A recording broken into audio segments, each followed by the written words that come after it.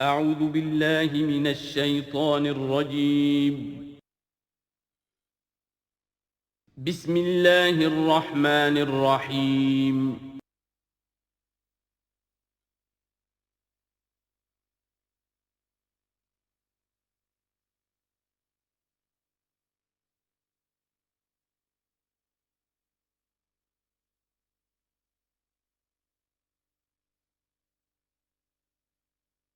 نحمده ونصلي على رسوله الكريم اما بعد فاعوذ بالله من الشيطان الرجيم بسم الله الرحمن الرحيم يا ايها الذين آمنوا اتقوا الله حق تقاته ولا تموتن الا وانتم مسلمون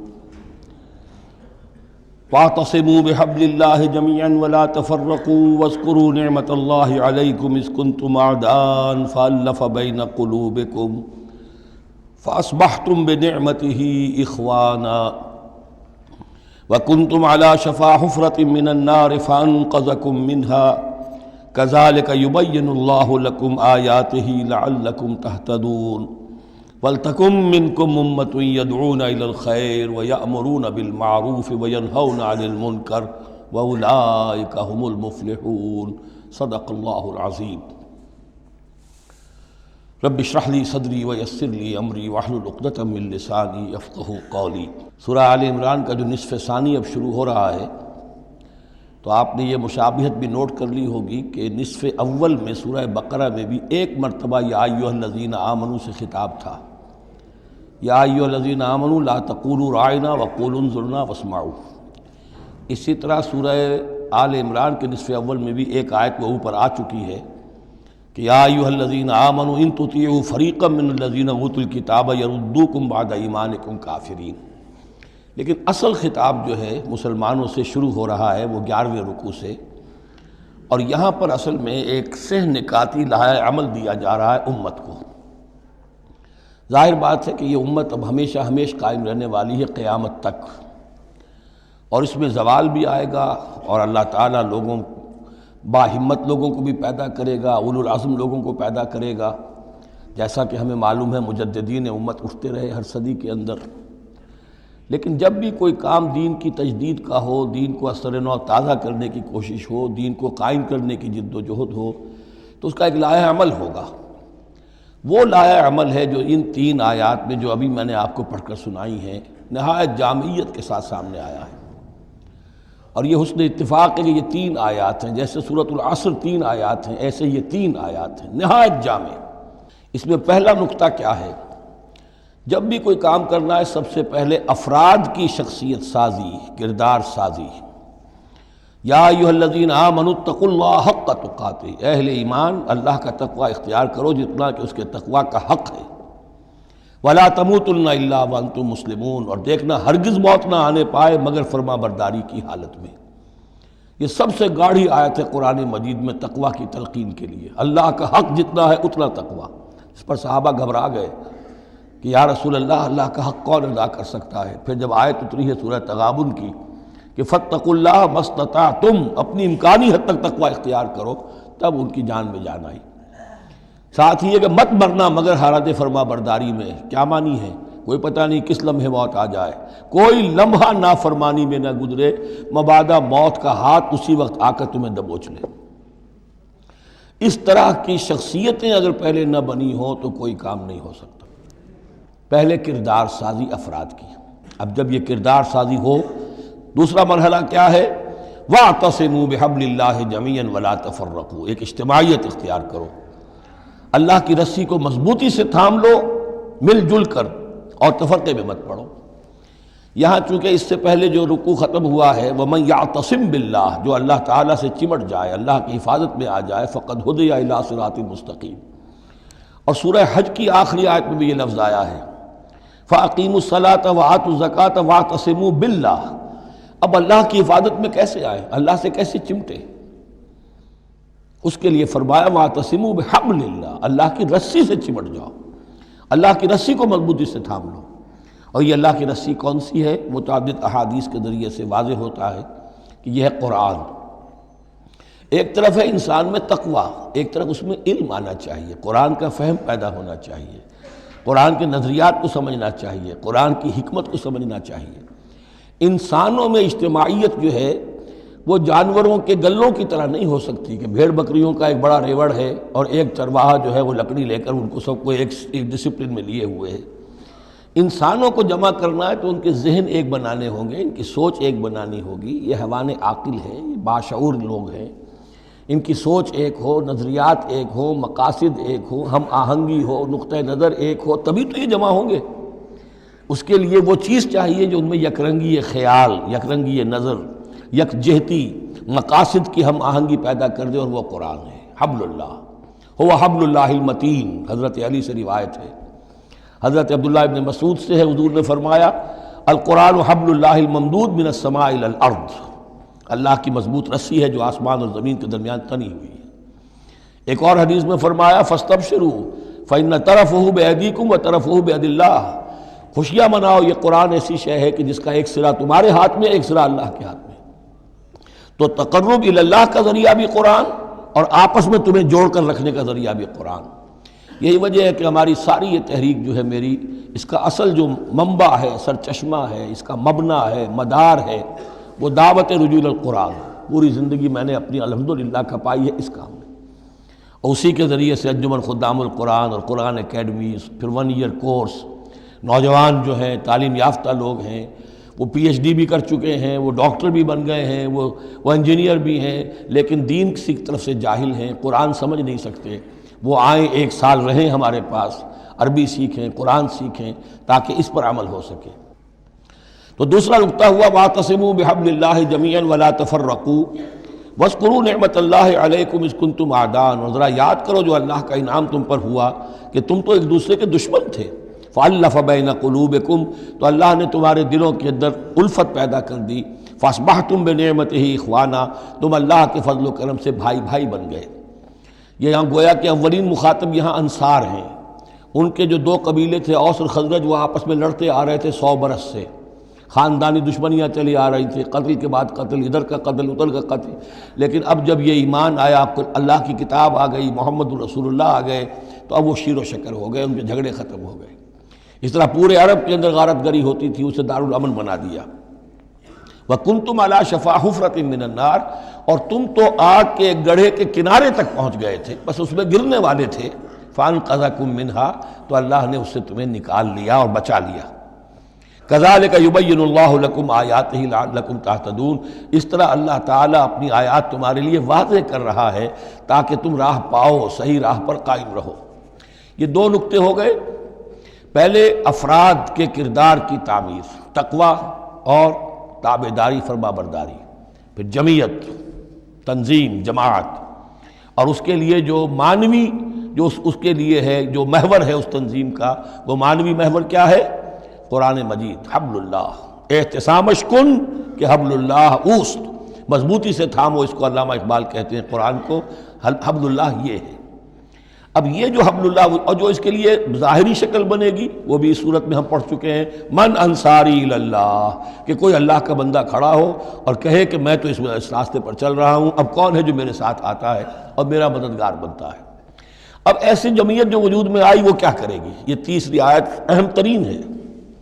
وَلْتَكُن مِّنكُمْ أُمَّةٌ يَدْعُونَ إِلَى الْخَيْرِ وَيَأْمُرُونَ بِالْمَعْرُوفِ وَيَنْهَوْنَ عَنِ الْمُنكَرِ، سے نکاتی پھر آ گیا۔ تیسرے میں 3 کام، یہ جماعت کے کرنے کے کام صرف 3 ہیں۔ دعوت خیر، دعوت الی الخیر، اور سب سے بڑا خیر یہ قرآن ہے۔ یامرون بالمعروف، نیکی کا حکم دیتے رہیں، وینہون عن المنکر، اور بدی سے روکتے رہیں، واولئک ھم المفلحون، اور یہی لوگ ہیں جو فلاح پانے والے ہیں۔ ولتکن منکم امۃ، تم میں سے ایک ایسی امت وجود میں آنی چاہیے، منکم ہے، گویا کہ ایک بڑی امت ہے، امت مسلمہ۔ وہ تو اب 150 کروڑ ہیں یا 140 یا 130 کروڑ ہیں، سوئے ہوئے ہیں، اپنے منصب کو بھولے ہوئے ہیں، دین سے دور ہیں۔ تو اب اس امت کے اندر چھوٹی امت بنے، ایک جماعت بنے، وہ جماعت اپنے ذمے یہ کام لے لے، جاگو اور جگاؤ، جو ہمدرد کا ایک جو نعرہ ہے کہ اب جاگو اور جگاؤ، اللہ نے تمہیں جاگنے کی صلاحیت دے دی، اب اوروں کو جگاؤ، اور اس کے لیے طاقت فراہم کرو، ایک جماعت بناؤ۔ وَلْتَكُن مِّنكُمْ أُمَّةٌ يَدْعُونَ إِلَى الْخَيْرِ وَيَأْمُرُونَ بِالْمَعْرُوفِ وَيَنْهَوْنَ عَنِ الْمُنكَرِ وَأُولَٰئِكَ هُمُ الْمُفْلِحُونَ۔ یہی لوگ فلاح پانے والے ہیں۔ وہ بڑی امت کروڑوں کی جو ہے جو یہ کام نہیں کرتی، وہ فلاح کی امید میں اگر ہے اور نجات کی امید میں ہے تو ایک امید موہوم ہے۔ فلاح پانے والے صرف یہ لوگ ہوں گے، اولئک ھم المفلحون۔ اب اسی میں آگے چل کر میں نے جو منہج انقلاب نبوی ہے اس میں یہ بات واضح کی ہے کہ جب کوئی انقلاب کے لیے آخری اقدام ہوگا وہ بھی نہی عن المنکر بالید، اس لیے کہ حدیث میں حضور نے نہی عن المنکر کے 3 مرتبے بیان کیے ہیں۔ ابو سعید خدری رضی اللہ عنہ سے روایت ہے، من رآ منکم منکرا فلیغیرہ بیدہ فإن لم یستطع فبلسانہ فإن لم یستطع فبقلبہ وذلک اضعف الایمان، رواہ مسلم رحمہ اللہ۔ تم میں سے کوئی شخص کسی منکر کو دیکھے، اس کا فرض ہے اسے طاقت سے، زور سے، ہاتھ سے بند کرے، روکے، بدلے۔ اگر اس کی طاقت نہیں ہے تو زبان سے تو کہے، اس کی بھی ہمت نہیں ہے تو دل میں نفرت ضرور رکھے، اور یہ ایمان کا کمزور ترین درجہ ہے۔ نفرت بھی ختم ہو گئی، وائے ناکامی متاع کارواں جاتا رہا، کارواں کے دل سے احساس زیاں جاتا رہا تو اب کوئی ایمان نہیں۔ ہاں دل میں نفرت ہے تو اگلا قدم اٹھاؤ، زبان سے کہنا شروع کرو، بھائی یہ چیز غلط ہے، یہ حرام ہے، یا اللہ نے اس کو حرام ٹھہرایا ہے، مت یہ کام کرو۔ لیکن ساتھ ہی اپنی طاقت بناتے جاؤ، ایک جماعت بناؤ، قوت بناؤ۔ جب وہ طاقت ہو جائے اب کہو کہ اب یہ نہیں کرنے دیں گے، پھر وہ ہوگا نہی عن المنکر بالید، طاقت کے ساتھ۔ یہ ہوگا انقلاب کا جو ہے آخری مرحلہ۔ تو یہ 3 آیتوں کے اندر عظیم ہدایت ہے، پورا لایا عمل ہے، اسی میں منہج انقلاب نبوی کا جو آخری اقدامی عمل ہے وہ بھی پوشیدہ ہے۔ وَلَا تَكُونُوا كَالَّذِينَ تَفَرَّقُوا وَاخْتَلَفُوا مِن بَعْدِ مَا جَاءَهُمُ الْبَيِّنَاتُ، اور ان لوگوں کی طرح نہ ہو جانا جو متفرق ہو گئے، فرقوں میں بٹ گئے اور انہوں نے اختلافات پیدا کر لیے اس کے بعد کہ ان کے پاس واضح تعلیمات آ گئی تھیں۔ اولئک لہم عذاب عظیم، ایسے لوگوں کے لیے تو بہت بڑا عذاب ہے۔ یوم تبیض وجوہ وتسود وجوہ، اب یہ آخرت کا ذکر ہے، جس دن کے بعض چہرے جو ہیں بڑے روشن اور تابناک ہوں گے اور بعض چہرے جو ہیں وہ سیاہ ہوں گے۔ فاما الذین اسودت وجوہہم، تو جن لوگوں کے اس دن چہرے سیاہ ہوں گے وہ کون ہوں گے؟ اکفرتم بعد ایمانکم، یہ وہی لوگ ہوں گے جو ایمان کے بعد کفر میں لوٹ گئے، ہدایت کے آنے کے بعد تفرقے میں پڑ گئے، زدم زدہ میں پڑ گئے، انہوں نے اس عبد اللہ کو چھوڑ دیا۔ اکفرتم بعد ایمانکم فذوقوا العذاب بما کنتم تکفرون، تو اب ذرا مزہ چکھو اس عذاب کا، اس کفر کی باعث جو تم کرتے رہے تھے۔ واما الذین ابیضت وجوہہم، اور وہ لوگ جن کے چہرے سفید ہوں گے، روشن ہوں گے، تابناک ہوں گے، ففی رحمت اللہ ہم فیہا خالدون، وہ اللہ کی رحمت میں ہوں گے اور اس میں ہمیشہ ہمیشہ رہیں گے۔ تلک آیات اللہ نتلوہا علیک بالحق، یہ اللہ کی آیات ہیں جو ہم آپ کو پڑھ کر سنا رہے ہیں حق کے ساتھ۔ وما اللہ یرید ظلما للعالمین، اور اللہ تعالیٰ تو جہان والوں کے لیے ظلم کا ارادہ نہیں رکھتا۔ لوگ اپنے اوپر ظلم کرتے ہیں، خود غلط راستے پر پڑتے ہیں اور اس کی پھر ان کو سزا دنیا اور آخرت میں بھگتنی پڑتی ہے۔ وَلِلَّهِ مَا فِي السَّمَاوَاتِ وَمَا فِي الْأَرْضِ، جیسا کہ میں نے عرض کیا اکثر اہم بحثوں کے بعد پھر یہ آیت آتی ہے اس طرح کی کہ گویا کہ یہ ایک کنکلوڈنگ ریمارک، اللہ ہی کے لیے ہے جو کچھ آسمانوں اور زمین میں ہے، وَإِلَى اللَّهِ تُرْجَعُ الْأُمُورُ، اور بالآخر سارے معاملات اللہ ہی کی طرف لوٹا دیے جائیں گے۔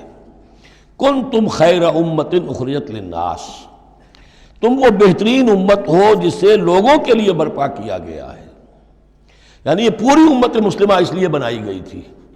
یہ دوسری بات ہے امت مسلمہ بھول جائے، جب بھول جائے تو پھر جو بھی ان میں سے جاگے وہ دوسروں کو جگا کر اس امہ ودن امہ، اس امت کے اندر اندر جماعت، پارٹی ودن پارٹی، امہ ودن امہ بنائیں اور وہ کام کریں جو اوپر ہے۔ لیکن حقیقت میں تو اس امت مسلمہ کا ایز سچ مجموعی طور پر فرض منصبی یہی ہے۔ کنتم خیر امت، دیکھیے یہ اس آیت کو رکھیے اب سورہ بقرہ میں جو آیت تھی، وَكَذَلِكَ جَعَلْنَاكُمْ أُمَّةً وَسَطًا لِتَكُونُوا شُهَدَاءَ عَلَى النَّاسِ وَيَكُونَ الرَّسُولُ عَلَيْكُمْ شَهِيدًا، اسی کے ہم وزن یہ آیت ہے سورہ آل عمران کی، کنتم خیر امت اخرجت للناس، تم بہترین امت ہو جسے لوگوں کے لیے نکالا گیا ہے۔ دنیا کی اور قومیں اپنے لیے زندہ رہتی ہیں، اپنی ترقی، اپنی بہتری، اپنی بہبود، اپنی دنیا میں عزت، اپنے دائرے کو بڑھانا، لیکن مسلمان کو جینا ہے، ہم تو جیتے ہیں کہ دنیا میں تیرا نام رہے، کہیں ممکن ہے کہ ساقی نہ رہے، جام رہے، زیادہ سے زیادہ لوگوں کو ہدایت کی طرف بلانا، لوگوں کو جہنم کی آگ سے بچانے کی کوشش کرنا، تمہیں جینا ہے ان کے لیے، وہ جیتے ہیں اپنے لیے۔ کنتم خیر امت اخرجت للناس، تمہیں نکالا گیا ہے، برپا کیا گیا ہے لوگوں کے لیے، تامرون بالمعروف، تم حکم کرتے ہو نیکی کا، وتنہون عن المنکر، اور تم روکتے ہو بدی سے، وتؤمنون باللہ، اور تم ایمان رکھتے ہو اللہ پر۔ یہ کیفیت تھی پوری امت مسلمہ کی حضور کے وقت، اور وہ جو پہلے بتایا گیا ہے وہ اس وقت کے لیے ہے جب کہ امت سو گئی ہو، امت بھول گئی ہو اپنے مقصد وجود کو۔ تو ظاہر بات ہے جن کو ہوش آ جائے وہ لوگوں کو جگائیں اور ایک نئی جمعیت فراہم کریں۔ وَلَوْ آمَنَ أَهْلُ الْكِتَابِ لَكَانَ خَيْرًا لَهُمْ، اگر یہ اہل کتاب ایمان لے آتے تو یہ ان کے حق میں بہت بہتر تھا۔ مِنْهُمُ الْمُؤْمِنُونَ، ان میں ہے کچھ لوگ جو ایمان والے ہیں، یعنی ان میں سے مراد وہ بھی ہو سکتے ہیں جو اس وقت تک یہودیوں میں سے یا نصرانیوں میں سے ایمان لا چکے تھے، اور یہ بھی ہو سکتا ہے جن کے اندر پوٹینشلی ایمان تھا اور کچھ عرصے کے بعد کہا جا رہا کہ وہ ایمان لے آئیں گے۔ وَأَكْثَرُهُمُ الْفَاسِقُونَ، لیکن ان کی اکثریت جو ہے اب وہ فاسقوں اور نافرمانوں پر مشتمل ہے۔ وہی معاملہ جو امت مسلمہ کا آج ہو چکا، اکثریت کا حال کیا ہے وہ دیکھ لیجیے آپ۔ لَن يَضُرُّوكُمْ إِلَّا أَذًى، اے مسلمانوں یہ تمہیں نقصان نہیں پہنچا سکیں گے مگر کچھ تھوڑی سی کوفت، بہرحال تمہارے لیے کوفت کا سبب تو بنتے رہیں گے، لیکن یہ تمہیں کوئی ضرر بالفعل پہنچا نہیں سکیں گے۔ وَإِن يُقَاتِلُوكُمْ يُوَلُّوكُمُ الْأَدْبَارَ، اور اگر یہ کہیں تم سے جنگ کریں گے تو پیٹھ دکھا دیں گے، ان میں جرأت نہیں ہے، ان بزدل ہیں، یہ تمہارا مقابلہ نہیں کر سکیں گے۔ ثُمَّ لَا يُنصَرُونَ، پھر ان کی مدد نہیں کی جائے گی۔ ضُرِبَتْ عَلَيْهِمُ الذِّلَّةُ، اب وہ آیت آ گئی سورہ بقرہ کے وہ جو 7ویں رکوع کے آخر میں آئی تھی، بس تھوڑا سا ترتیب کا فرق ہے۔ ضُرِبَتْ عَلَيْهِمُ الذِّلَّةُ أَيْنَمَا ثُقِفُوا، ان کے اوپر ذلت تھوپ دی گئی ہے، مسلط کر دی گئی ہے جہاں بھی پائے جائیں، الا بحبل من اللہ وحبل من الناس، سوائے یہ کہ اللہ کا کوئی سہارا انہیں ہو، کسی وقت اللہ انہیں سہارا دے دے، یا ان کا سہارا بن جائیں لوگ، جیسے آج پوری عیسائی دنیا ان کا سہارا بنی ہوئی ہے۔ اسرائیل قائم ہے تو اپنے بل پر نہیں، پوری عیسائی دنیا کی سپورٹ پر قائم ہے۔ ابھی جو یہ جنگ ہوئی تھی خلیج کی جنگ، تو جو اس کا کمانڈر ان چیف تھا، اس کا وہ نام میرے ذہن سے اس وقت اتر رہا ہے، اس نے صاف کہہ دیا تھا، اس لیے کہ فوجی لوگوں کی زبان سے نکل جاتا ہے، جن کے منہ سے نکل جاتی ہے، جن کے منہ سے سچی بات مستی میں، فقیہ مصلحت بھی سے وہ رندے بادہ خار اچھا، انہوں نے صاف کہہ دیا تھا یہ پوری جنگ ہم نے اسرائیل کے تحفظ کے لیے لڑی ہے۔ کس قدر خون ریزی ہوئی ہے، صرف اسرائیل کا تحفظ پیش نظر تھا، تو یہ ساری سپورٹ ان کی ہے۔ ضربت علیہم الذلۃ اینما ثقفوا الا بحبل من اللہ وحبل من الناس وباؤوا بغضب من اللہ، اور یہ اللہ تعالیٰ کا غضب جو ہے اور غصہ انہوں نے حاصل کر لیا ہے۔ وضربت علیہم المسکنہ، اور ان کے اوپر کم ہمتی مسلط کر دی گئی ہے۔ ذالک بانہم کانوا یکفرون بآیات اللہ، جو کہ وہی الفاظ آ رہے ہیں، اور اللہ تعالیٰ تو ظالم نہیں ہے۔ ان کا یہ حشر اس لیے ہوا ہے کہ یہ اللہ تعالیٰ کی آیات کا انکار کرتے رہے، وَيَقْتُلُونَ الْأَنْبِيَاءَ بِغَيْرِ حَقٍّ، اور انبیاء تک کو قتل کرتے رہے ناحق۔ ذَلِكَ بِمَا عَصَوْا وَكَانُوا يَعْتَدُونَ، اور یہ ہوا اس لیے کہ انہوں نے نافرمانی کی روش اختیار کی اور حدود سے تجاوز کیا۔ لیسوا سواء، پھر وہی بات جو میں عرض کر چکا ہوں، یہ سب کے سب برابر نہیں ہیں، ان میں سے اچھے بھی ہیں برے بھی ہیں۔ من اہل الکتاب امۃ قائمۃ یتلون آیات اللہ آناء اللیل وہم یسجدون، اہل کتاب میں ایسے لوگ بھی ہیں جو کھڑے رہنے والے لوگ ہیں، سیدھے راستے پر ہیں، اللہ کی آیات پڑھتے رہتے ہیں رات کے اوقات میں اور سجدہ بھی کرتے ہیں۔ خاص طور پر چونکہ یہاں اہل کتاب کا لفظ آ رہا ہے، جو عیسائی راہب تھے حضور کے زمانے میں، ان پہ کثیر تعداد جو ہے وہ اس کردار کی حامل تھی۔ انہی میں سے ایک بحیرہ راہب تھا جس نے بچپن میں حضور کو پہچان لیا تھا، تو ان میں ایسے لوگ موجود تھے۔ یقیناً کوئی چھپے ہوئے ہوں گے یہود میں بھی، لیکن اکثر و بیشتر یہود میں سے یہ کردار ختم ہو چکا تھا، بہت ہی چند لوگ، لیکن عیسائیوں میں بکثرت موجود تھے۔ لیسوا سواء من اہل الکتاب امۃ قائمۃ یتلون آیات اللہ آناء اللیل وہم یسجدون یؤمنون باللہ والیوم الآخر، وہ ایمان رکھتے ہیں اللہ پر اور یوم آخر پر۔ وَيَأْمُرُونَ بِالْمَعْرُوفِ وَيَنْهَوْنَ عَنِ الْمُنْكَرِ، نیکی کا حکم دیتے ہیں بدی سے روکتے ہیں۔ وَيُسَارِعُونَ فِي الْخَيْرَاتِ، اور نیکیوں میں ایک دوسرے سے آگے نکلنے کی کوشش کرتے ہیں۔ وَأُولَٰئِكَ مِنَ الصَّالِحِينَ، اور یقیناً یہ صالحین میں سے ہیں۔ وَمَا يَفْعَلُوا مِنْ خَيْرٍ فَلَنْ يُكْفَرُوهُ، جو خیر بھی یہ کریں گے تو اس کی ناقدری نہیں کی جائے گی۔ وَاللَّهُ عَلِيمٌ بِالْمُتَّقِينَ، اللہ تعالیٰ اپنے ایسے متقی بندوں سے واقف ہے۔ ان الذین کفروا لن تغنی عنہم اموالہم ولا اولادہم من اللہ شیئا، اس کے برعکس جو لوگ کفر پر اڑ جائیں گے ان کے کام نہیں آ سکیں گے، نہ ان کے اموال نہ ان کے اولاد اللہ سے بچانے میں کچھ بھی۔ وَأُولَٰئِكَ أَصْحَابُ النَّارِ، وہ جہنمی ہیں، ہم فیہا خالدون، اسی میں رہیں گے۔ مثل ما ينفقون في هذه الحیات الدنیا كمثل ريح فيها سر اصابت حرث قوم ظلموا انفسهم فاهلكت۔ اب یہ جو جنگیں کر رہے تھے قریش مکہ، تو ظاہر بات ہے کہ وہ بھی انفاق کرتے تھے، فوج تیار کرنی ہے، اونٹ چاہیے، سواریاں چاہیے، ہتھیار چاہیے، تو خرچہ کرتے تھے نا۔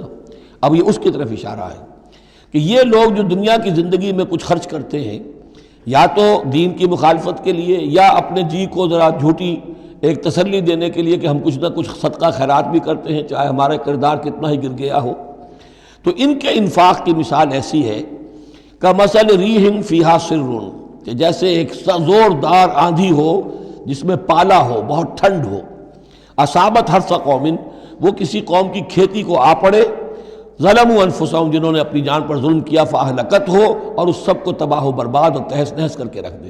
یعنی ان کی یہ نیکیاں، ان کا یہ انفاق، ان کی یہ جد و جہد، یہ سب کی سب بالکل ضائع ہو جانے والی ہیں، ہبط ہو جانے والی نیکیاں، اور ضائع جانے والی ان کی ساری مساعی اور دوڑ دھوپ۔ وما ظلمهم اللہ ولکن انفسہم یظلمون، اور انہوں نے، ان پر اللہ نے کوئی ظلم نہیں کیا، بلکہ وہ اپنی جانوں پر خود ظلم ڈھا رہے ہیں۔ یا ایھا الذین آمنوا لا تتخذوا بطانۃ من دونکم، اہل ایمان مت بناؤ اپنے بھیدی اپنے سوا کسی کو، یعنی رازدار نہ بناؤ سوائے کسی مسلمان کے جس کے بارے میں اطمینان ہو، صاحب ایمان ہے، اس کے علاوہ کسی اور شخص کو اپنا بھیدی نہ بناؤ۔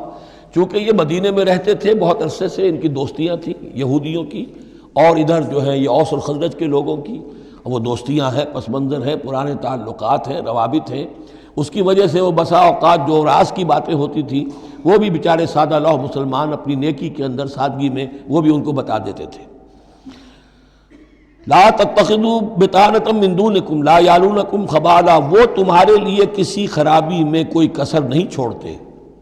ودوا ما عنتم، انہیں پسند ہے وہ چیز جو تمہیں تکلیف میں ڈالے، مشقت میں ڈالے۔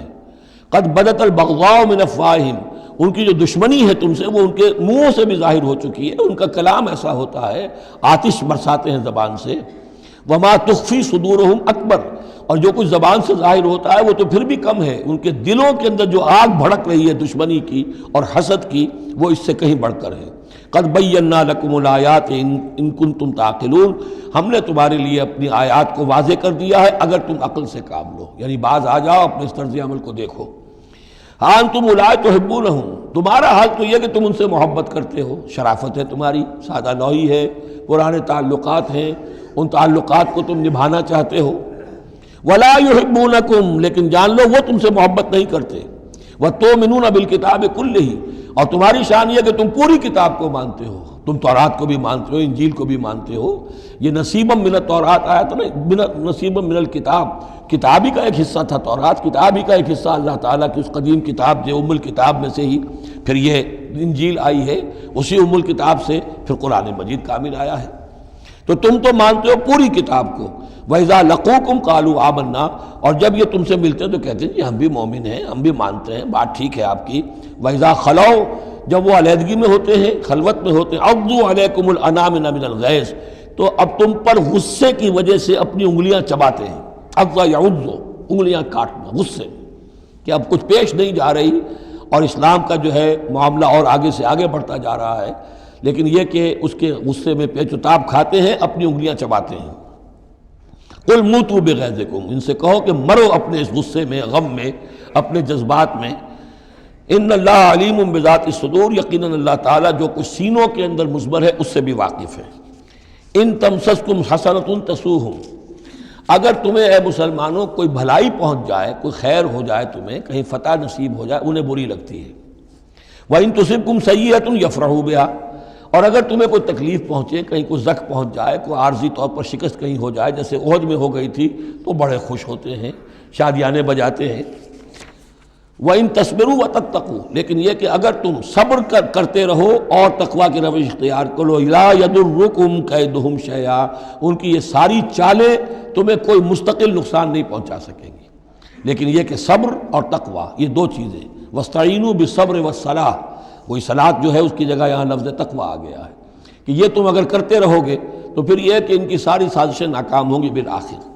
ان اللہ بما یعملون محیط، جو کچھ یہ کر رہے ہیں اللہ اس کا احاطہ کیے ہوئے ہے. یہ اللہ کے اس دائرے سے جو اللہ نے ایک حد کھینچی ہوئی ہے اس سے آگے نہیں نکل سکتے، بس اس کے اندر اندر اچھل کود کر رہے ہیں. جو بھی ان کی سازشیں ہیں وہ ہو رہی ہیں، لیکن یہ کہ اللہ تمہیں ضمانت دے رہا ہے کہ کوئی مستقل تمہیں نقصان یہ نہیں پہنچا سکیں گے. اب یہاں سے 6 رکوع، میں نے عرض کیا تھا کہ نصف ثانی کو 3 حصوں میں تقسیم سمجھیے. پہلے 2 رکوع مکمل ہو گئے، 11واں اور 12واں. اب 6 رکوع مسلسل چلیں گے غزوہ احد کے حالات پر. پہلے وہ غزوہ سمجھ لیجئے کہ تھا کیا. غزوہ بدر کا چونکہ تذکرہ ہوگا وہ تو سورہ انفال میں ہم پڑھیں گے. ترتیب مصحف اور ہے، زمانی ترتیب نہیں ہے، ترتیب نزولی نہیں ہے. غزوہ بدر میں مسلمانوں کو بہت زبردست اللہ نے فتح دی. کفار مکہ کو بڑی زک پہنچی. 70 بڑے تقریباً سارے ان کے بڑے سردار مارے گئے. ان کے اندر اب جو جلن تھی اور غصہ تھا، اور عرب کا یہ مزاج تھا کہ بدلہ لینا ہے، لہذا 1 سال کے اندر انہوں نے پوری تیاری کی. تمام جو بھی کر سکتے تھے ساز و سامان جمع کیا، 3000 کا لشکر لے کر. اور اب ابو سفیان، ابو جہل تو مارا جا چکا تھا، وہ تھا سردار جو کہ بدر میں آیا تھا فوج لے کر. اب ابو سفیان جو ہیں وہ چونکہ بعد میں ایمان لے آئے، ان کے نام کو تو ہم ادب کے ساتھ ہی لیں گے. اب وہ سردار تھے اس وقت، اور وہ 3000 کا لشکر لے کر آئے. اور اس دفعہ وہ اتنا اہتمام کر کے آئے تھے کہ ہماری فتح یقینی ہے. اپنے بچوں کو، خاص طور پہ خواتین کو بھی ساتھ لے کر آئے تاکہ ہمارے اندر غیرت رہے کہ ہماری عورتیں بھی ساتھ ہیں. اگر کہیں میدان سے ہمارے قدم اکھڑ گئے تو ہماری عورتیں جو ہیں وہ قبضے میں چلی جائیں گی مسلمانوں کے. تو ہند جو تھی، اس کی بیوی، ابو سفیان کی بیوی ہند، وہ بھی ایمان لے آئی بعد میں. لیکن عتبہ کی بیٹی تھی، اس کا باپ اور بھائی عتبہ ابن ربیعہ، اور چچا اس کا اور بھائی، یہ 3 جو ہیں بدر میں قتل ہو چکے تھے، مسلمانوں کے ہاتھوں واسر جہنم ہو چکے تھے. تو ہند کے سینے کے اندر بھی انتقام کی آگ تھی. باقی تو یہ کہ کوئی گھر بچا ہی نہیں تھا مکے کا جن کا کوئی نہ کوئی آدمی مارا نہ گیا، اور 70 آدمی مارے گئے تھے. اب یہ جب لوگ آئے ہیں تو ادھر حضور نے مشورہ کیا صحابہ سے کہ کیا کرنا چاہیے. لشکر آ گیا 3000 کا. کچھ لوگوں نے کہا کہ ٹھیک ہے، کھل کر مقابلہ کریں گے، ڈٹ کر مقابلہ کریں گے، چلیں گے میدان میں. حضور کا اپنا رجحان ادھر تھا کہ یہ صورتحال ایسی ہے کہ ہم اگر مدینے میں محصور رہ کر مقابلہ کریں تو بہتر ہے. لیکن جو لوگ بدر کے بعد ایمان لائے تھے، ایک تو ان کا جوش و خروش تھا، ان کا ہمیں تو شہادت چاہیے، ہمیں آخر اس موت سے کیا ڈر ہے، شہادت ہے مطلوب و مقصود مومن، نہ مال غنیمت نہ کشور کشائی. تو حضور نے ان کا لحاظ کرتے ہوئے آپ نے فیصلہ کر دیا ٹھیک ہے ہم میدان میں جائیں گے، کھل کر مقابلہ کریں گے. اس پر جب وہ مقابلے میں پہنچ گئے ہیں، آپ لے کر گئے تھے 1000 آدمی باہر. جب آمنا سامنا ہوا ہے تو وہاں عبداللہ ابن ابی یہ کہہ کر اپنے 300 آدمیوں کو لے کے واپس آ گیا. اتفاقاً اس کی رائے بھی یہ تھی کہ کھلے میدان میں جنگ مت کرو، بلکہ یہ کہ محصور ہو کر. جو حضور کی رائے تھی وہی اس کی بھی تھی اس وقت. لیکن اس وقت وہ یہ کہہ کر کہ جب ہماری بات نہیں مانی جاتی تو ہم خواہ کیوں اپنی جانیں جو ہیں جوکھوں میں ڈالیں. وہ 300 آدمی لے گیا تو رہ گئے صرف 700. ان 700 میں سے بھی 2 گھرانے ایسے تھے، بنو حارثہ بنو سلمہ، ان کے قدم بھی تھوڑی دیر کے لیے ڈگمگائے، لیکن پھر ان کو اللہ تعالیٰ نے حوصلہ دیا اور وہ جم گئے. وہ 300 چلے گئے. اس کے بعد اللہ نے وعدہ کیا ہوا تھا مدد کا، جنگ ہوئی، مدد آئی اور اللہ نے فتح دے دی. لیکن وہ ایک درہ تھا مسلمانوں کی پشت پر پہاڑ میں. حضور کو اندیشہ تھا کہ ایسا نہ ہو کہ وہاں سے ہم پر حملہ ہو جائے تو 2 طرف سے ہم چکی کے پاٹ کے درمیان، 2 پاٹوں کے درمیان آ جائیں. وہاں 50 تیر انداز آپ نے مقرر کر دیے تھے کہ یہاں سے مت ہلنا، چاہے تم یہ دیکھو کہ ہم سب مارے گئے اور ہمارے گوشت جو ہے وہ کوے اور چیلیں کھا رہے ہیں، تب بھی تم نے نہیں ہلنا یہاں سے. لیکن جب مسلمانوں کو فتح ہو گئی وہاں اختلاف ہو گیا کہ حضور نے جو فرمایا تھا وہ شکست کے سلسلے میں تھا. اب تو فتح ہو گئی ہے، چلو اب چل کے مال غنیمت جمع کرنے میں باقی تم لوگوں کا ساتھ دو. جو وہاں کے لوکل کمانڈر تھے وہ منع کرتے رہے کہ ہرگز مت ہلو، حضور کا حکم یاد رکھو. وہ تعویل کر چکے تھے حضرت حضور کے حکم کی. 35 چلے گئے، 15 رہ گئے. خالد ابن ولید اس وقت جو تھے، کیولری جو تھی، جو گھڑ سوار تھے ان کے جو ہے کمانڈر خالد ابن ولید تھے، ایمان نہیں لائے تھے ابھی. ان کی عقابی نگاہ نے دیکھ لیا کہ وہ درہ خالی ہے، تو ادھر تو شکست ہو رہی ہے. وہ اپنا 100 گھوڑوں کا جتنا بھی گھوڑے تھے ان کا لے کر پورا کا پورا رسالہ، اور وہ پیچھے سے آ کر حملہ کیا اور وہ فتح شکست میں بدل گئی. 70 صحابہ شہید ہو گئے، حضور بھی زخمی ہو گئے، دندان مبارک شہید ہوئے. خون اتنا گیا کہ یہ بھی مشہور ہو گیا کیونکہ بے ہوشی طاری ہو گئی تھی کہ حضور کا انتقال ہو گیا ہے. لیکن پھر یہ ہے کہ ہمت کر کے لوگوں جمع ہوئے، حضور نے لوگوں کو پکارا، پھر آپ نے یہ فیصلہ کیا کہ پہاڑ پر چڑھ کر اور وہاں پر اس وقت بچاؤ کر لیا جائے، تو تمام مسلمان پہاڑ پر چڑھ گئے۔ اب موقع یہ تھا ان کے لیے، ابو سفیان اور دوسری طرف جو یہ ان کے ساتھی جو کیولری کے سردار تھے خالد بن ولید، ان میں اختلاف ہو گیا۔ خالد بن ولید کا کہنا یہ تھا کہ ان کا پیچھا کرو اور ختم کر کے ہی چلو، یہاں سے پہاڑ پر چڑھو۔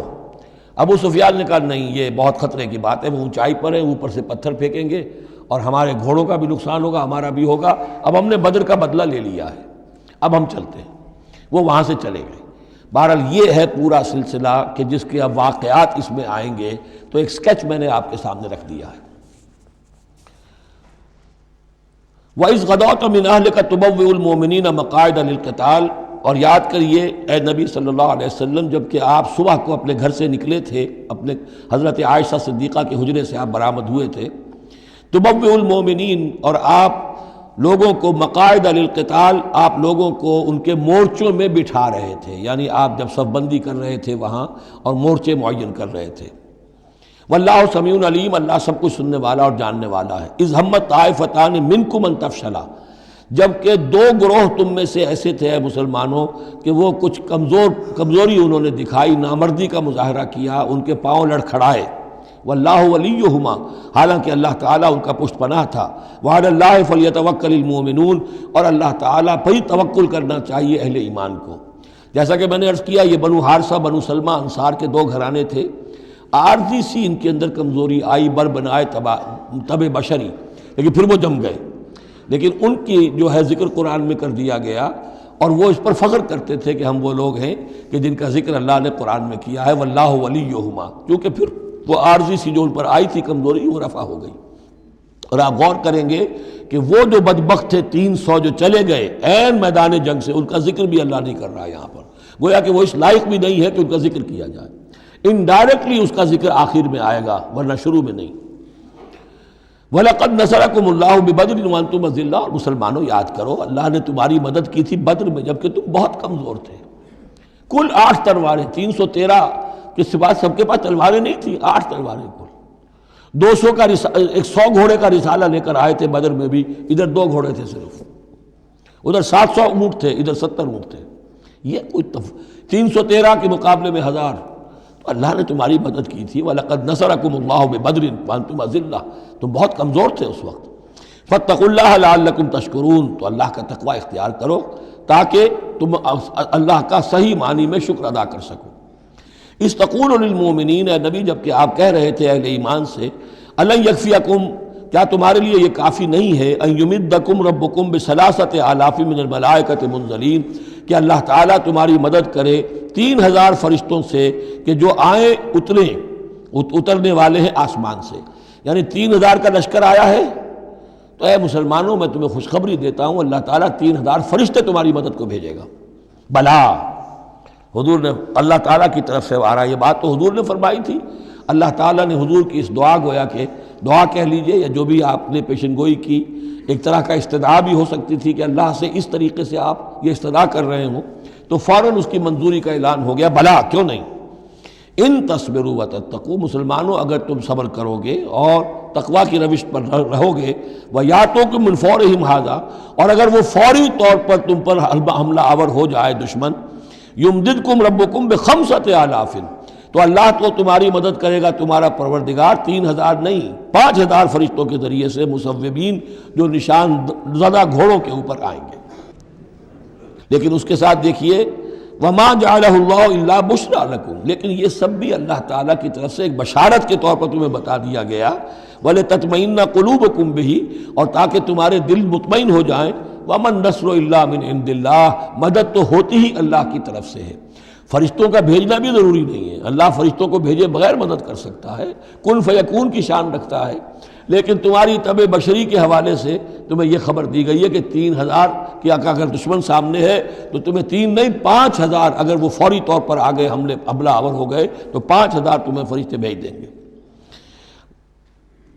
لِيَقْطَعَ طَرَفًا مِّنَ الَّذِينَ كَفَرُوا، یہ اللہ تعالیٰ چاہتا ہے کہ یہ کافروں کا ایک بازو کاٹ دے، او یکبتہم، یا ان کو ذلیل کر دے، فینقلبوا خائبین، تاکہ پھر وہ لوٹ جائیں بہت ہی خائب و خاسر ہو کر، ناکام ہو کر۔ اب یہ گفتگو ذہن میں رکھیے، ترتیب جو ہے وہ نہیں ہے۔ پہلے جو ذکر ہو رہا ہے وہ تو آپ میدان جنگ میں پہنچ چکے تھے، یہ ذکر ہو رہا ہے اس سے پہلے کا، جب خبریں پہنچی ہوں گی کہ 3000 کا لشکر آ رہا ہے، اس وقت جو گفتگو ہوئی ہے۔ اب اس جنگ کے دوران جو بھی کچھ مسلمانوں سے خطائیں ہوئیں، غلطیاں ہوئیں، ان کی طرف بھی اشارہ ہے۔ اس میں بعض ایک معاملہ ایسا بھی ہوا جو حضور سے بھی خطا کا ایک معاملہ ہوا، اس کے اوپر بھی گرفت ہے، بلکہ سب سے پہلے حضور والے معاملے کو لیا جا رہا ہے۔ جب آپ زخمی ہو گئے شدید اور آپ پر بے ہوشی بھی طاری ہوئی، پھر جب ہوش میں آیا تو آپ کی زبان پر یہ الفاظ آ گئے، کیف یہدی اللہ قوما خضبوا وجہ نبیہم بالدم، اللہ اس قوم کو کیسے ہدایت دے گا جس نے اپنے نبی کے چہرے کو خون سے رنگ دیا، کیونکہ تلوار کا وار پڑا تھا آپ کی یہ چیک جو ہے، چیک بون پر، یہ جو ہڈی ہے چہرے کی، اور اس سے 2 آپ کے دانت بھی شہید ہو گئے تھے، اور یہ کہ فوارہ خون کا چھوٹا تھا، اور اس فوارے سے ظاہر بات ہے آپ کا پورا چہرہ لہو لہان، پورا جسم، اور خون اتنا گیا کہ آپ پر بے ہوشی طاری ہو گئی۔ کیف یہدی اللہ قوما، اللہ کیسے ہدایت دے گا اس قوم کو، خضبوا جنہوں نے رنگ دیا، وجہ نبیہم اپنے نبی کے چہرے کو، بالدم خون سے۔ اس پر گرفت ہو رہی ہے، لیس لک من الامر شیء، اے نبی آپ کا کوئی اختیار نہیں ہے، آپ کا کام ہے دعوت دینا، تبلیغ کرنا، لوگوں کی ہدایت و ضلالت کا فیصلہ ہم کرتے ہیں، آپ نہیں کرتے۔ اور دیکھیے اللہ نے کیا شان دکھائی، جس شخص کی وجہ سے یہ سب کچھ ہوا ہے، خالد ابن ولید، حضور ہی کے زبان مبارک سے اسے خطاب دلوایا، خالد سیف من سیوف اللہ، خالد اللہ کی تلواروں میں سے تلوار ہے۔ حالانکہ یہ ساری زخ جو پہنچی ہے وہ حضرت خالد ابن ولید اس وقت تک جو وہ کفر کے سرداروں میں سے تھے اور وہ آئے تھے۔ لیس لک من الامر شیء، اے نبی یہ اختیار آپ کا نہیں ہے، اور یتوب علیہم اور یعذبہم، اللہ کے اختیار میں، وہ چاہے گا تو ان کی توبہ کی توفیق دے دے گا، وہ ایمان لے آئیں گے، یا اللہ چاہے گا انہیں عذاب دے گا، فإنہم ظالمون، اس لیے کہ ظالم تو ہیں، انہوں نے گناہ تو کیا ہے، غلط کام کر رہے ہیں، سزا کے وہ حقدار ہو چکے ہیں، لیکن ہو سکتا ہے اللہ انہیں ہدایت دے دے۔ اب دیکھیے یہ وقت کی بات ہوتی ہے، چند سال پہلے طائف میں وہ دعا جو ہے آپ سے کہا گیا، فرشتہ آیا کہ اے نبی جنہوں نے آپ پر پتھراؤ کیا ہے اور آپ کی توہین و تذلیل کی ہے، یہ ملک الجبال جو ہے کہتا ہے کہ میں حاضر ہوں، مجھے اللہ نے بھیجا ہے، آپ فرمائیں تو ان دونوں پہاڑوں کو ٹکرا دوں جن کے مابین یہ وادی کے اندر یہ شہر طائف آباد ہے، تاکہ یہ سب پس جائیں، سرما ہو جائیں۔ آپ نے فرمایا نہیں، کیا عجب کہ اللہ تعالیٰ ان کی آئندہ نسلوں کو ہدایت دے دے۔ لیکن اب یہ مرحلہ کچھ ایسا تھا کہ زبان مبارک سے وہ جملہ نکل گیا۔ یہ بھی ہو سکتا ہے کچھ چونکہ بے ہوشی سے ایک دم اٹھے ہیں تو اس وقت شاید پوری طریقے سے آپ جو ہے اپنے پوری طرح اپنے حواس جو ہے ابھی بحال نہیں ہوئے تھے اور یہ الفاظ نکل گئے۔ لیکن اللہ تعالیٰ کا معاملہ یہ الرب رب وَإِن تنزل والعبد عبد وَإِن ترقى، بندہ بندہ ہی رہتا ہے چاہے کتنا ہی بلند ہو جائے، اور رب رب ہی ہے چاہے کتنا ہی نزول فرما لے۔ اب تو وہ وقت ہے نا، رات کا پچھلا پہر شروع ہو رہا ہے نا، اللہ تعالیٰ سمائے دنیا تک نازل ہوں گے، اور شب معراج میں حضور 7ویں آسمان پر چلے گئے۔ اللہ اس پہلے آسمان پر آ کر بھی رب ہے، اور حضور اس 7ویں آسمان پر پہنچ کر بھی بندے ہیں۔ الرب رب وَإِن تنزل والعبد عبد وَإِن ترقى وَلِلَّهِ مَا فِي السَّمَاوَاتِ وَمَا فِي الْأَرْضِ، اللہ ہی کے لیے ہے جو کچھ کہ ہے آسمانوں اور زمین میں۔ یغفر لمن یشاء ویعذب من یشاء، وہ جس کو چاہتا ہے بخش دیتا ہے، جس کو چاہتا ہے عذاب دیتا ہے۔ واللہ غفور الرحیم، اللہ غفور الرحیم ہے۔ یا ایھا الذین آمنوا لا تاکلوا الربا اضعافا مضاعفہ، اہل ایمان سود مت کھاؤ دوگنے پر دگنا۔ یہ جو کمپاؤنڈ انٹرسٹ ہے، بڑھتا چڑھتا رہتا ہے، یہ اصل میں پہلی آیت جو ہے سود کی حرمت میں وہ یہ ہے۔ بلکہ نوٹ کیجئے، جیسا کہ میں نے نوٹ کرا دیا تھا کل آپ کو، سب سے پہلے ایک مکی صورت میں سورہ روم میں بات آ گئی تھی، ما آتیتم من ربا لیربو فی اموال الناس فلا یربو عند اللہ وما آتیتم من زکاۃ تریدون وجہ اللہ فاولئک هم المضعفون۔ تو انفاق فی سبیل اللہ اور سود کو ایک دوسرے کے مقابل رکھ کر جو بھی اس سود کے اندر جو قباحت اور شناعت تھی وہ واضح کر دی۔ جیسے کہ شراب اور جوئے کی جو خرابی تھی اس کو سورۃ البقرہ میں بیان کر دیا تھا۔ اب یہاں وہ دوسرا آ گیا معاملہ کہ یہ کم سے کم سود کی شرح جو بہت زیادہ، جسے یوجری کہتے ہیں آج کل، یہ سود کے جو ذاتی سے مسائل کے لیے لیتے ہیں، ہمارے ہاں بھی ایسے سود خور موجود ہیں، بہت ہائی ریٹ آف انٹرسٹ پر وہ دیتے ہیں لوگوں کو قرض اور ان کا خون چوس جاتے ہیں۔ تو پہلے اس سود کی مذمت آئی ہے، آخری حکم ہے پھر اس سود کا جو بیع کے اندر سود ہے، وہ ہے وہ حکم کہ جو سن 9 میں نازل ہوا، لیکن ترتیب مصحف میں وہ سورہ بقرہ میں ہے، وہ پورا رکوع ہم پڑھ چکے ہیں، اور اس رکوع کی آخری آیت وہ ہے جو قرآن مجید کی آخری آیت ہے ترتیب نزولی میں، وَاتَّقُوا يَوْمًا تُرْجَعُونَ فِيهِ إِلَى اللَّهِ۔ یہ کیوں یہاں پر آیت آئی ہے؟ اس لیے کہ محسوس ایسا ہوتا ہے کہ وہ جو 35 تیر انداز وہاں سے چھوڑ کر چلے گئے تھے، تو کوئی ان کے تحت الشعور میں مال غنیمت کی کوئی طلب تھی جو نہیں ہونی چاہیے تھی۔ اس حوالے سے کہ سود خوری جو بھی ہے یہ انسان کے اندر مال سے محبت ایسی پیدا کر دیتی ہے جس کی وجہ سے اس کے کردار کے اندر بڑے بڑے خلا پیدا ہو سکتے ہیں۔ لہذا یہاں اسی کے حوالے سے یا ایھا الذین آمنوا لا تاکلوا الربا اضعافا مضاعفۃ واتقوا اللہ لعلکم تفلحون، اور اللہ کا تقوی اختیار کرو تاکہ تم فلاح پاؤ۔ واتقوا النار التی اعدت للکافرین، اس آگ سے بچو، ڈرو اس آگ سے جو کافروں کے لیے تیار کی گئی ہے، بھڑکائی گئی ہے۔ وَأَطِیعُوا اللَّهَ وَالرَّسُولَ لَعَلَّکُمْ تُرْحَمُونَ، اور اللہ اور اس کے رسول کی اطاعت کرتے رہو تاکہ تم پر رحم کیا جائے۔ وَسَارِعُوا إِلَىٰ مَغْفِرَةٍ مِّن رَّبِّكُمْ، اور دوڑو اپنے رب کی مغفرت کے حصول کے لیے۔ وَجَنَّةٍ عَرْضُهَا السَّمَاوَاتُ وَالْأَرْضُ، اور اس جنت کو حاصل کرنے کے لیے جس کا پھیلاؤ آسمانوں اور زمین جتنا ہے۔ اعدت للمتقین، وہ تیار کی گئی ہے، سنواری گئی ہے، اس کا سنگھار کیا گیا ہے اہل تقوی کے لیے۔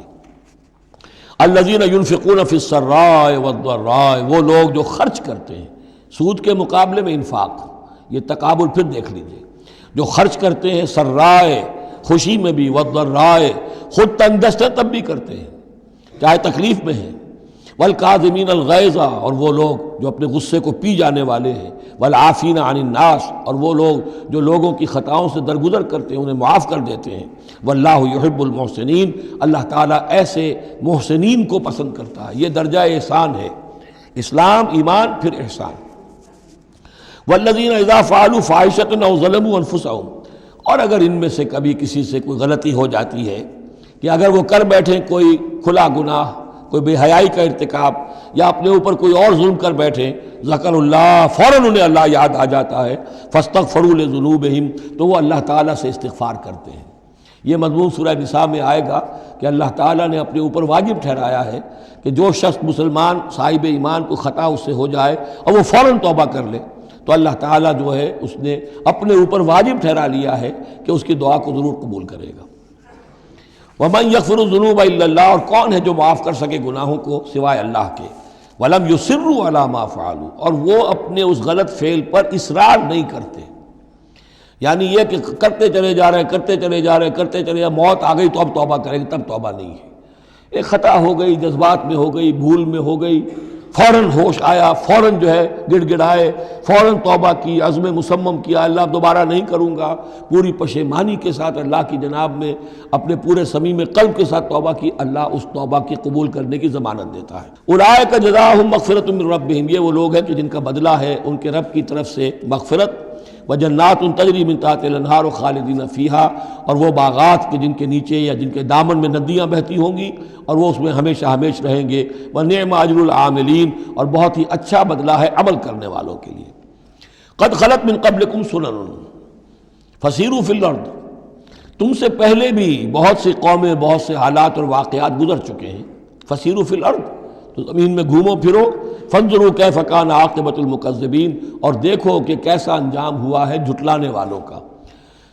جب ان کے قریش کے قافلے جاتے تھے وہ شام کی طرف، تو راستے میں تو جو قوم سمود کا مسکن بھی آتا تھا، وہ بستیاں بھی آتی تھیں جن میں کبھی حضرت لوط نے تبلیغ کی تھی، ان کے جو کھنڈرات تھے، تو یاد کرو کہ ان کے ساتھ کیا کچھ ہوا ہے۔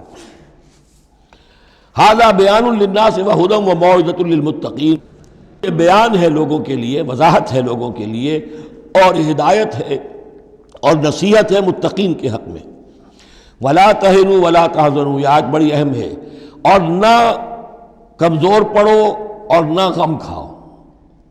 وَأَنْتُمُ الْأَعْلَوْنَ إِن كُنتُم مُؤْمِنِينَ، ہمارا پختہ وعدہ تمہارے ساتھ یہ ہے کہ تم ہی سربلند ہوگے، آخری فتح تمہاری ہوگی، تم ہی سب سے اونچے ہوگے بشرطے کہ تم مومن ہوئے.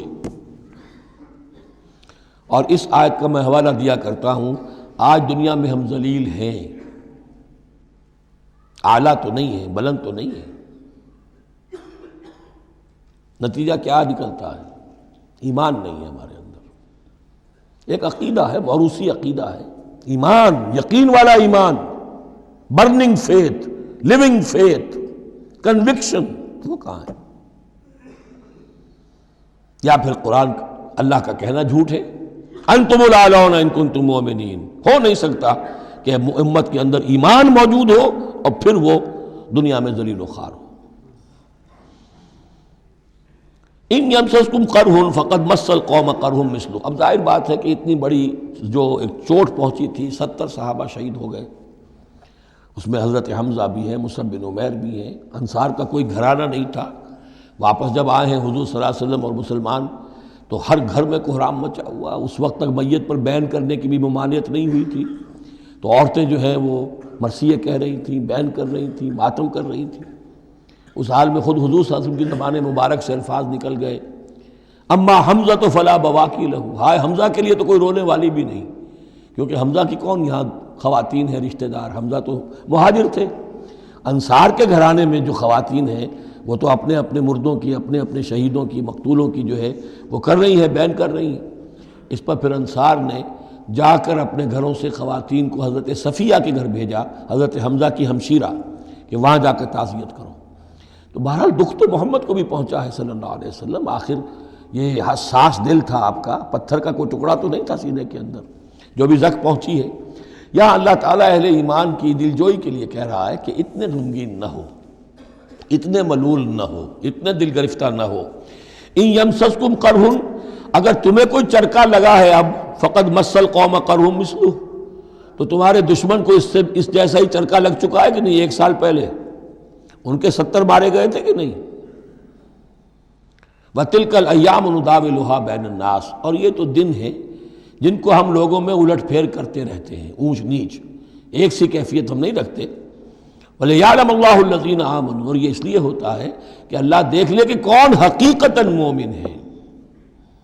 اس لیے کہ امتحان نہ آئے، آزمائش نہ آئے، تکلیف نہ آئے، قربانی نہ دینی پڑے، کوئی زک نہ پہنچے، تو سبھی مومن ہے. پھر تو پتہ چلتا ہے کہ کون ثابت قدم رہا، کس نے اپنا سب کچھ لگا دیا، کس نے صبر کیا. تو اللہ تعالیٰ جاننا چاہتا ہے، دیکھنا چاہتا ہے. وَلِيَعْلَمَ اللَّهُ الَّذِينَ آمَنُوا وَيَتَّخِذَ مِنكُمْ شُهَدَاءَ. اللہ چاہتا ہے تم میں سے کچھ کو مقام شہادت عطا کرے، اپنی گواہی کے لیے قبول کر لے انہیں. وَاللَّهُ لَا يُحِبُّ الظَّالِمِينَ. اللہ ظالموں کو پسند نہیں کرتا. اگر تمہیں تکلیف پہنچی اس کا یہ مطلب نہیں ہے کہ اللہ تعالیٰ نے کفار کی مدد کی ہے، کفار کو پسند کیا، معاذ اللہ. وَلِيُمَحِّصَ اللَّهُ الَّذِينَ آمَنُوا وَيَمْحَقَ الْكَافِرِينَ. اور یہ اس لیے ہوا ہے کہ اللہ تعالیٰ اہل ایمان کو بالکل پاک کر دے. یعنی تمہارے ہاں اب خاص طور پر جو انصار مدینہ ہیں، جو ابھی ایمان لائے ہیں، ان میں کچھ کچے بھی ہیں، پکے بھی ہیں. اللہ چاہتا ہے کہ وہ پوری طریقے سے پک بھی جائیں، اور اگر کوئی کچا ہی رہنا ہے تو وہ کٹ بھی جائے، تاکہ جماعت کی بحثیت مجموعی جو ہے اس کی قوت کو ضعف نہ پہنچے. تو پاک کر لینا، تمحیص، بحث و تمحیص میں یہ لفظ ہم استعمال کرتے ہیں. بحث کہتے ہیں کھریدنے کو. جیسے جانور جو ہے، کوا جو ہے زمین کو کھریدے گا، پھر جو اسے نظر آئے گا کوئی دانہ ہے یا کوئی کنکر ہے تو علیحدہ کرے گا، اور دانے کو کھائے گا، کنکر کو چھوڑ دے گا. تو بحث ہے کھریدنا، اور تمحیص ہے جدا کر دینا. جو اس کے لیے ایٹیبل ہے، جس کو کھانے کا اس کے لیے ہے صحیح، اس کو لے لے گا. تو اللہ تعالیٰ بھی تمہارے اندر جو گڑبڑ ہو گئے ہیں، کچھ مومن صادق بھی ہیں، کچھ منافق بھی ہیں، کچھ پختہ ایمان والے بھی ہیں، کچھ کمزور ایمان والے بھی ہیں. تو یہ تمحیص کی ہے اللہ نے، دکھا دیا یہ 300 اور یہ عبداللہ ابن ابی یہ منافق ہیں. تمہیں نظر آ گیا نہیں؟ ورنہ کیسے نظر میں آتا؟ وَلِيُمَحِّصَ اللَّهُ الَّذِينَ آمَنُوا. تاکہ اللہ تعالیٰ اہل ایمان کو بالکل خالص کر دے. وَيَمْحَقَ الْكَافِرِينَ. اور کافروں کو مٹا دے. ام حسبتم ان تدخلوا الجنہ. اب یہ آیت تقریباً وہی ہے وہ جو اس سے پہلے ہم پڑھ چکے ہیں. نوٹ کر لیجئے، وہاں وہ آیت نمبر 142 تھی، 214، اور یہاں 142 ہے. ڈیجٹس وہی ہیں، آگے پیچھے ان کی ترتیب بدلی ہوئی ہے. اور جمع کریں گے تو 7 کا حصہ بنے گا۔ آیت نمبر 214 تھی، ام حسبتم ان تدخلوا الجنہ ولما یاتکم مثل الذین خلوا من قبلکم مستهم الباساء والضراء وزلزلوا حتى يقول الرسول والذین آمنوا معه متى نصر اللہ الا ان نصر اللہ قریب۔ وہی ہے آیت اب یہ، ام حسبتم ان تدخلوا الجنہ، کیا تم نے سمجھا تھا کہ جنت میں داخل ہو جاؤ گے؟ وَلَمَّا يَعْلَمِ اللَّهُ الَّذِينَ جَاهَدُوا مِنْكُمْ، ابھی تو اللہ نے دیکھا ہی نہیں ہے تم میں سے کون واقعتاً جہاد کرنے والے ہیں، ابھی تو امتحان ہے، ابھی اس کے امتحان اور بھی ہیں، ابھی تو تمہارے لیے بڑی سے بڑی منزلیں، کڑی سے کڑی منزلیں آنے والی ہیں۔ وَلَمَّا يَعْلَمِ اللَّهُ الَّذِينَ جَاهَدُوا مِنْكُمْ وَيَعْلَمَ الصَّابِرِينَ، اور ابھی تو اللہ تعالیٰ نے دیکھا ہی نہیں ہے کہ کون ہے تمہارے اندر جو واقعتاً اللہ کی راہ میں صبر اور استقامت کا ثبوت دیتے ہیں۔ وَلَقَدْ كُنْتُمْ تَمَنَّوْنَ الْمَوْتَ مِنْ قَبْلِ أَنْ تَلْقَوْهُ، اور تمہارا حال یہ ہے کہ تم موت کی تمنا کرتے تھے اس سے پہلے کہ وہ ان سے ملاقات ہوئی۔ یہ وہ جو نئے لوگ ایمان لائے تھے اور نوجوان تھے، ان کا تھا ہمیں تو شہادت چاہیے اور ہم تو کھلے میدان میں جائیں گے، یہ اب ان کے اوپر تھوڑا سا تبصرہ ہو رہا ہے کہ اس وقت تو شہادت کا بڑا ذوق و شوق جو ہے اور جوش جہاد اور ذوق شہادت کا اظہار ہو رہا تھا، اب تم نے موت دیکھ لی ہے نا، تو یہ ہے موت، اتنی اچھی چیز نہیں ہے موت، اتنی آسانی سے انسان اسے قبول نہیں کرتا۔ وَلَقَدْ كُنْتُمْ تَمَنَّوْنَ الْمَوْتَ مِنْ قَبْلِ أَنْ تَلْقَوْهُ، تم تمنائے کرتے تھے موت کی، شہادت کی، اس سے پہلے کہ اس سے ملاقات ہوتی۔ فَقَدْ رَأَيْتُمُوهُ وَأَنْتُمْ تَنْظُرُونَ، تو اب تم نے اسے دیکھ لیا ہے اپنی آنکھوں سے، نگاہوں سے موت نکلی۔ وَمَا مُحَمَّدٌ إِلَّا رَسُولٌ، اسی میں ایک دفعہ یہ بھی ہو گیا تھا کہ کچھ لوگوں نے یہ کہا کہ جب محمد کا انتقال ہو گیا تو اب کس لیے جنگ کرنی ہے؟ حضرت عمر بھی ہیں ان میں سے، جب خبر یہ اڑ گئی کہ حضور فوت ہو گئے، انہوں نے تلوار پھیر دی بیٹھ گئے، اب کس کے لیے جنگ کرنی؟ تو اس میں کہا گیا کہ یہ تو تمہارا غلط رویہ ہے، گرفت ہو رہی ہے، ہر ایک کے اوپر گرفت ہوگی، پہلی گرفت محمد پر ہو گئی صلی اللہ علیہ وسلم، لیس لک من الامر شیء۔ تو حضرت عمر بہرحال حضور کے مقابلے میں تو کوئی حیثیت نہیں، ان پر بھی گرفت ہو رہی۔ وما محمد اللہ رسول، اور محمد کچھ نہیں ہے اس کے سوا کہ وہ اللہ کے رسول ہیں، وہ معبود تو نہیں ہے۔ تم ان کے لیے تو جہاد نہیں کر رہے، تم جہاد اللہ کے لیے کر رہے ہو، دین کا غلبہ جو ہے وہ اللہ کے دین کا غلبہ ہے۔ محمد کی حیثیت کیا ہے؟ وہ تو اللہ کے رسول ہیں۔ وما محمد اللہ رسول قد خلت من قبلہ الرسل، اور ان سے پہلے بہت سے رسول گزر چکے۔ افئن مات، تو اگر وہ ان کا انتقال ہو جائے، او قتلا، یا بالفرض وہ قتل ہو جائیں، انقلبتم علی اعقابکم، تو کیا تم اپنی ایڑیوں کے بل لوٹ جاؤ گے؟ یہی تمہارے دین اور ایمان کی حقیقت ہے۔ وَمَن يَنْقَلِبْ عَلَىٰ عَقِبَيْهِ فَلَن يَضُرَّ اللَّهَ شَيْئًا، اور جو کوئی بھی اپنی ایڑیوں کے بل لوٹ جائے گا وہ اللہ کو کوئی نقصان نہیں پہنچائے گا۔ وَسَيَجْزِي اللَّهُ الشَّاكِرِينَ، ہاں اللہ بدلہ دے گا شکر کرنے والوں کو۔ حضرت عمر چونکہ جذباتی انسان تھے، اس میں کوئی شک نہیں، تقریباً یہی کیفیت حضور کے انتقال پر پھر ہو گئی تھی ان کی، تلوار کھینچ کر بیٹھ گئے تھے، جو کہے گا محمد کا انتقال ہو گیا سر اڑا دوں گا اس کا۔ وہ تو پھر حضرت ابو بکر آئے، وہ یار غار، ثانی اسلام و غار و بدر و قبر، وہ آئے ہیں، اور ان کے لیے چونکہ رکاوٹ نہیں تھی، حضرت عمر تو اندر جا نہیں سکتے تھے، حضرت عائشہ کا حجرہ تھا، اب حضرت عائشہ بیٹی ہیں حضرت ابو بکر کی، وہ سیدھے گئے حجرے میں، جا کر چہرے مبارک پر چادر تھی ہٹائی اور آپ کی پیشانی کو بوسہ دیا اور کہا کہ اب دوبارہ موت آپ پر وارد نہیں ہوگی، اب تو حیات جاویدانی آپ کو حاصل ہو چکی۔ پھر باہر آ کر یہی آیت پڑھی، وما محمد الا رسول قد خلت من قبلہ الرسل افئن مات او قتل انقلبتم علی اعقابکم۔ حضرت عمر کہتے ہیں مجھے محسوس ہوا جیسے یہ آیت ابھی نازل ہوئی ہے، اتنا اثر ہوا۔ یہ عظیمت تھی حضرت ابو بکر کی، بہت بلند مقام ہے حضرت ابو بکر کا۔ وما کان النفس ان تموت الا باذن اللہ، اور کسی جان کے لیے یہ ممکن ہی نہیں ہے کہ وہ مر سکے، اس پر موت وارد ہو مگر اللہ کے حکم سے۔ کتابا مؤجلہ، وہ تو لکھی ہوئی شے ہے اجل معین کے ساتھ، ہر ایک کا وقت طے ہے۔ Death is the best guard, آپ کا باڈی گارڈ جو ہے سب سے بہترین وہ موت ہے۔ موت کا وقت جب ہے تبھی آئے گی، اس سے پہلے کوئی آپ کے لیے موت لا نہیں سکتا۔ لہذا سب سے بڑی حفاظت انسان کے لیے خود اس کی موت ہے۔ وما كان النفس لن تموت الا باذن الله كتابا مؤجلا ومن يريد ثواب الدنيا نؤته منها، جو کوئی دنیا کا اجر و ثواب چاہتا ہے ہم اسے دیتے ہیں۔ یہ سورہ بقرہ میں بھی ہم پڑھ چکے تھے حج کے ذکر میں۔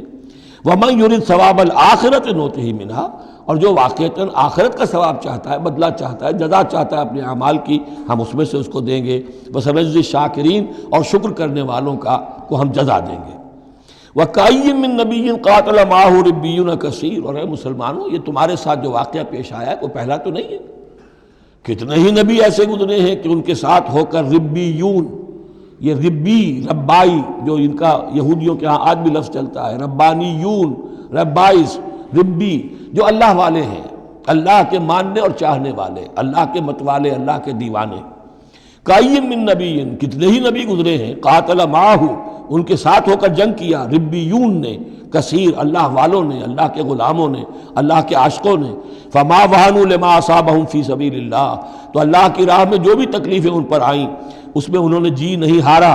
وما ضعفوا، نہ انہوں نے کمزوری دکھائی۔ وما استکانوا، نہ ہمت ہاری۔ واللہ یحب الصابرین، اور اللہ تعالیٰ کو ایسے صابروں ہی سے محبت ہے۔ تو اے مسلمانوں ان کا کردار اپناؤ اور دل گرفتہ نہ ہو۔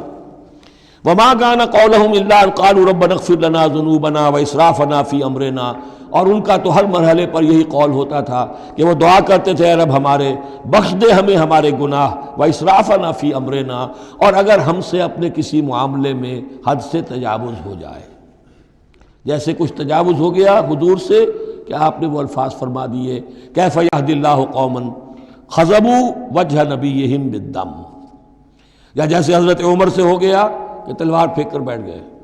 تو اے اللہ جو اسراف ہم سے ہو جائے، اسراف ہے کسی حد سے تجاوز کر جانا، جائز حد تک خرچ کرنا ٹھیک ہے، آپ اس میں آگے بڑھ جاتے ہیں وہ اسراف ہے۔ وَإِسْرَافَنَا فِي أَمْرِنَا، بخش دے جو بھی اسراف، جو بھی زیادتی ہم سے ہو گئی۔ وَثَبِّتْ أَقْدَامَنَا، اور ہمارے قدموں کو جما دے۔ وَانصُرْنَا عَلَى الْقَوْمِ الْكَافِرِينَ، اور ہماری مدد فرما کافروں کے مقابلے میں۔ یہی دعا تھی حضرت طالوت کے ساتھیوں کی، یہی دعا تھی جس پر ختم ہوئی وہ دعا کہ جو سورہ بقرہ کے اختتام پر آئی، فانصرنا علی الکافرین، وہی دعا یہاں بھی ہے۔ فآتاہم اللہ ثواب الدنیا وحسن ثواب الآخرہ، تو ان لوگوں کو اللہ تعالیٰ نے عطا فرمایا دنیا کا ثواب بھی، دنیا میں بھی سربلندی دی، فتوحات دی، وحسن ثواب الآخرہ، اور آخرت کے ثواب کا تو بہت ہی عمدہ حصہ ان کے لیے ہے۔ واللہ یحب المحسنین، اور اللہ تعالیٰ جو ہے ایسے محسنین کو پسند کرتا ہے۔ یا ایھا الذین آمنوا ان تطیعوا الذین کفروا یردوکم علی اعقابکم، اے اہل ایمان اگر تم ان لوگوں کا کہنا مانو گے جنہوں نے کفر کی روش اختیار کی ہے، وہ تمہیں تمہاری ایڑیوں کے بل واپس لے جائیں گے، فتنقلبوا خاسرین، اور پھر تم بالکل خسارے والے، تباہ اور برباد ہو جانے والے ہو جاؤ گے۔ بل اللہ مولاکم، تمہیں تو یہ سمجھنا چاہیے تمہارا مولا، مددگار، پشت پناہ، ساتھی، حمایتی اللہ ہے۔ وَهُوَ خَيْرُ النَّاصِرِينَ، اور وہی ہے کہ جو سب سے بڑھ کر مدد کرنے والا، سب سے اچھا مددگار ہے۔ سَنُلْقِي فِي قُلُوبِ الَّذِينَ كَفَرُوا الرُّعْبَ، ہم ان قریب کافروں کے دلوں میں رعب ڈال دیں گے، بِمَا أَشْرَكُوا بِاللَّهِ، اس سبب سے کہ انہوں نے شرک کیا اللہ کے ساتھ، مَا لَمْ يُنَزِّلْ بِهِ سُلْطَانًا، اور ایسی چیزوں کو شریک ٹھہرایا، ایسی ہستیوں کو یا چیزوں کو جس کے لیے اللہ تعالیٰ نے کوئی سند نہیں اتاری۔ وَمَأْوَاهُمُ النَّارُ وَبِئْسَ مَثْوَى الظَّالِمِينَ، اور اللہ ان کا ٹھکانہ جو ہے وہ جہنم ہے، اور بہت ہی برا ٹھکانہ ہے ظالموں کے لیے۔ یہ اصل میں اس آیت میں توجیہ ہو رہی ہے کہ وہ کیوں چلے گئے، جبکہ اس درجے ان کو یعنی کھلی فتح حاصل ہو چکی تھی، مسلمانوں کو ہزیمت ہو گئی، حضور اور صحابہ جو ہے انہوں نے پناہ لے لی ہے پہاڑ کے اوپر جا کر۔ خالد بن ولید کہہ بھی رہے ہیں کہ اس معاملے کو اب ختم کرنا چاہیے، روز روز کا ٹنٹا جو ہے وہ اب نہ رہے، لیکن ابو سفیان کے اندر دل میں کوئی ایسا رعب اللہ نے اس وقت ڈال دیا کہ وہاں سے وہ چلے گئے، ورنہ یہ کہ واقعتاً اس وقت صورتحال جو ہے مسلمانوں کے لیے بہت مخدوش ہو چکی تھی۔ بارک اللہ لی و لکم فی القرآن العظیم و نفعنی و ایاکم بالآیات والذکر الحکیم۔